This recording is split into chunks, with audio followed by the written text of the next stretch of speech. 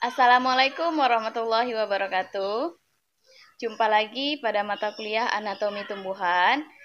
Untuk pertemuan yang ke-10 ini, kita akan membahas mengenai pertumbuhan primer dan pertumbuhan sekunder pada batang. Pada pertemuan sebelumnya, kita sudah membahas mengenai struktur anatomi batang, tumbuhan dikotil dan tumbuhan monokotil. Masih ingat kan?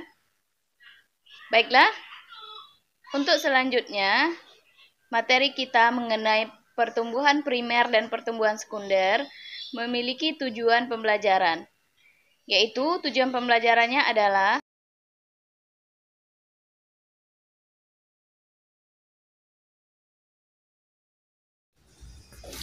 Baiklah, kita mulai materi kita selanjutnya, pertumbuhan primer dan sekunder pada batang.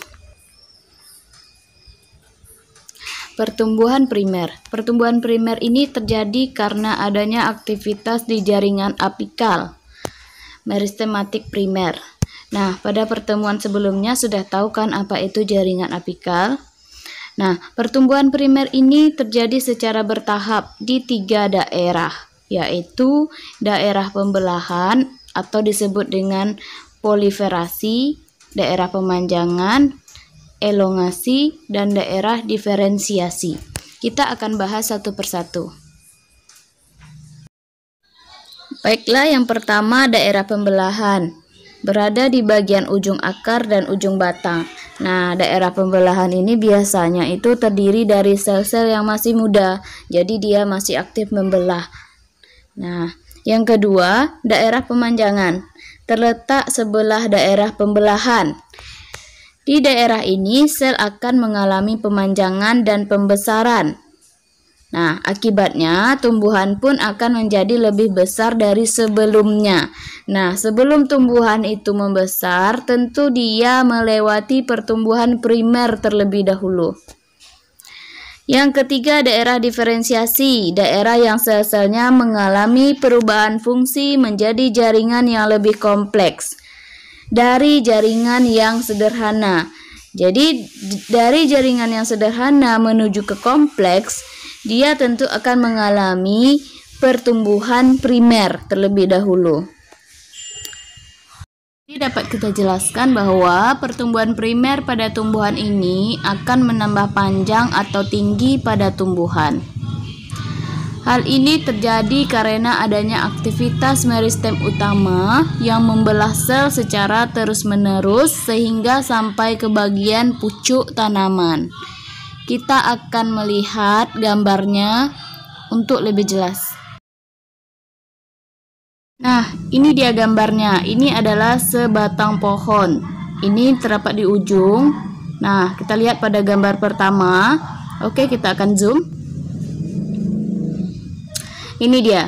Ini adalah pit atau empulur yang letaknya di tengah-tengah batang. Setelah itu di atasnya itu ada xilem primer. Ya, ini xilem primer. Selanjutnya yang berwarna hijau di atas xilem primer itu adalah kambium. Kambium ini pemisah antara xilem dan floem. Nah, yang ini adalah floem primer. Yang putih ini adalah korteks. Dan yang kuning adalah epidermis. Terletak di bagian paling luar yang berfungsi untuk melindungi sel yang berada di dalamnya. Nah, selanjutnya kita masuk ke pertumbuhan sekunder. Pertumbuhan sekunder ini terjadi akibat adanya aktivitas di jaringan kambium. Ingat ya, di jaringan kambium atau meristematik sekunder. Pembelahan kambium ke arah luar akan membentuk floem sekunder, sementara pembelahan ke arah dalam akan membentuk xilem sekunder. Nah, pohon-pohon yang ada di sekitar kita diameternya menjadi lebih besar, jadi pertambahan ukuran. Ingat ya, pembelahan kambium ke arah luar menghasilkan floem. Pembelahan kambium ke arah dalam menghasilkan xilem. Ini adalah gambar perbedaan antara pertumbuhan primer dan pertumbuhan sekunder. Coba lihat panahnya itu, dia berada di ujung tanaman. Ini epidermis, korteks, floem primer. ini adalah xilem primer dan ini empulur atau pit. Nah, untuk pertumbuhan sekunder bisa kita lihat gambar yang lebih jelasnya. Ini dia pertumbuhan sekunder. Kambium itu yang berwarna merah ini. Pertumbuhan ke arah dalam itu akan membentuk xilem sekunder. Pertumbuhan ke arah luar akan membentuk floem sekunder. Nah, pada gambar yang kedua ini dia kita zoom. Nah, ini dia.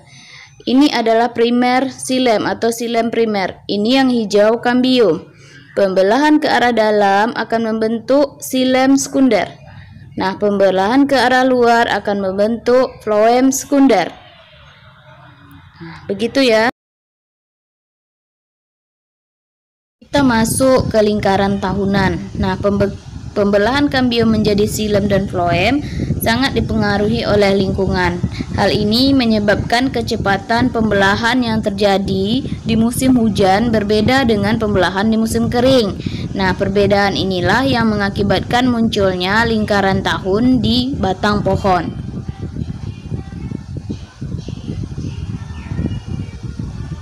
Nah, lingkaran tahun terjadi karena perbedaan kecepatan pembelahan saat musim hujan dan kering.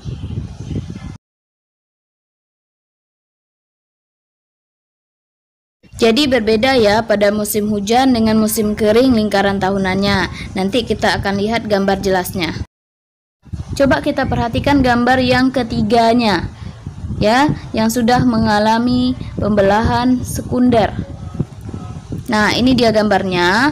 Ini kambium yang berwarna hijau. Ke arah dalam dia akan membentuk xilem sekunder. Nah, ini tahun pertama. Yang warna kuning ini tahun kedua. Nah, begitu seterusnya. Dia akan membelah pada tahun ketiga, tahun keempat, dan seterusnya. Nah, dia akan tumbuh. Ke arah luar dia akan membentuk floem. Nah, ini adalah gambar struktur batangnya. Nah, ini kambium. Nah, ke arah luar ini adalah floem. Arah dalamnya adalah xilem.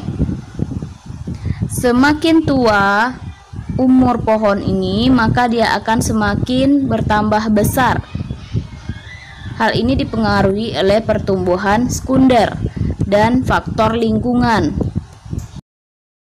Ini adalah gambar lingkaran tahunan. Nah, musim itu sangat berpengaruh. Ini musim kemarau, dia agak tipis.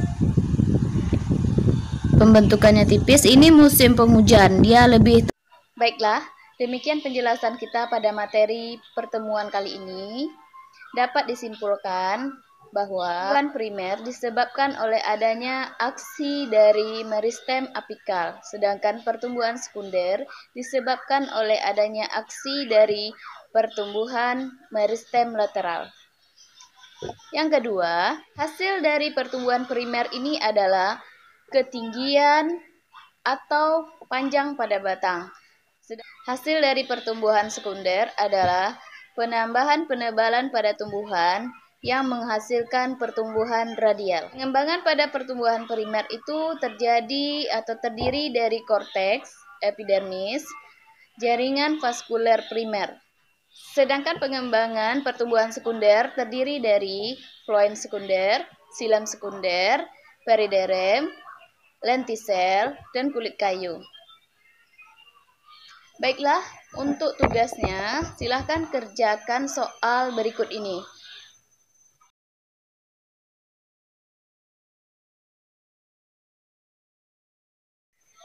Demikian video pembelajaran kita pada pertemuan kali ini. Assalamualaikum warahmatullahi wabarakatuh.